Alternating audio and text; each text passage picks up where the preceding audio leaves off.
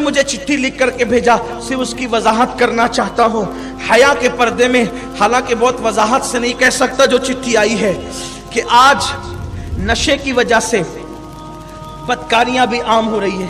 जिना के ऊपर मैं बयान कर चुका हूँ भी 2-3 दिन पहले ही, और आजकल के नौजवान लड़के लड़कों के साथ भी बदकारियां कर रहे हैं। ये बहुत बदतरीन काम है।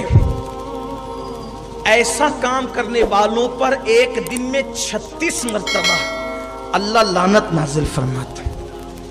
और फिर उसका दूसरा नुकसान, जो मर्दों के साथ, लड़के लड़कों के साथ बदकारी करे, वो कहीं भी मरे, मालेगांव में, मुंबई में, इंदौर में, हत्ता के अल-अयाज़ु बिल्लाह, अगर वो मदीने मुनव्वरा में भी मरे जाएं। हालांकि ऐसा मुमकिन नहीं है, ऐसा मुमकिन नहीं है, लेकिन सिर्फ वईद के लिए बता रहा हूं। अलबत्ता हदीस पाक का मफ़हूम है कि मुफस्सिरीन ने लिखा है कि जो मर्दों के साथ बदकारी करते हैं, यानी कौम लूत जैसा अमल करते हैं, वो कहीं भी मरेंगे दुनिया में। रात जो पहली आएगी उनकी कब्र की, उस रात में उनके जिस्म को निकाल के वहां फेंका जाएगा फरिश्तों के जरिए से, जहां कौम लूत पड़ी हुई है। कौम लूत जहां इस वक्त पड़ी हुई है, वहां पर उनको डाला जाएगा। कितना बदतरीन अंजाम है।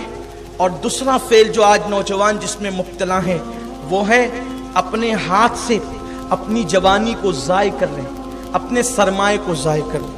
मैं इससे ज़्यादा वजाहत नहीं कर सकता, इसलिए कि बहनें, भाई, छोटे बच्चे सब सुनते हैं। अब चूँकि हुक्म है तो इसलिए मैं ये अर्ज कर रहा हूँ, ये बहुत बड़ा गुनाह है। बल्कि जो जिना करे 10 मरतबा, जो 10 मरतबा जिना करे, तो उसकी उतनी ताकत ज़ाय नहीं होती जिस्म की, जितना अपने हाथ से अपनी जवानी की ताकत ज़ाय करने पर ताकत ज़ाय होती। और जो इंसान चंद मरतबा ये गुनाह करने का आदी हो गया, फिर अब उसकी तबीयत में कभी करार नहीं आएगा, और वो उसी रास्ते से गटर में बहाता रहेगा अपनी जवानी को। फिर एक दिन उस पर ऐसा आएगा कि मिसाल के तौर पर जब टांकी का रखा हुआ पानी खत्म हो जाए, फिर उसके बाद मजीद आप मटके को या टांकी को धक्के दें तो अब पानी तो न निकलेगा, अलबत्ता जो उसका गुबार वगैरह होगा वो उससे बाहर आएगा। तो एक मर्तबा वो आता है कि फिर उस रास्ते खून जारी होता है, फिर वो पत्ता खड़कता है ना तो भी उससे डरने लगता है। पागल हो जाते हैं लोग ये काम करते हुए। मेरे कौम के जवानों, हर तरफ से शैतान तुम्हें घेर रहा है। ये एक दीवाने की दीवानगी है जो आपके सामने आकर के लोग क्या कहेंगे इसकी परवाह किए बगैर हर गुनाह का जिक्र कर रहा है। अल्लाह जानता है, सिर्फ नीयत ये है कि कोई बंदा इससे तौबा कर ले।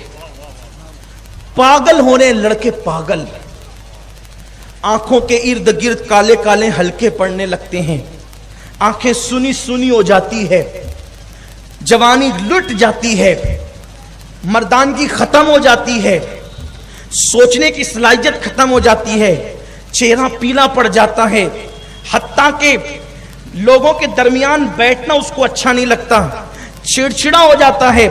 बस ज्यादा नहीं, चंद महीने अगर उसने ये फेले बद किया कि अपने हाथों से अपनी जवानी को जाय किया, फिर जब उसके सामने शादी का जिक्र होगा तो फिर वो चिढ़ जाएगा, मैंने शादी नहीं करनी।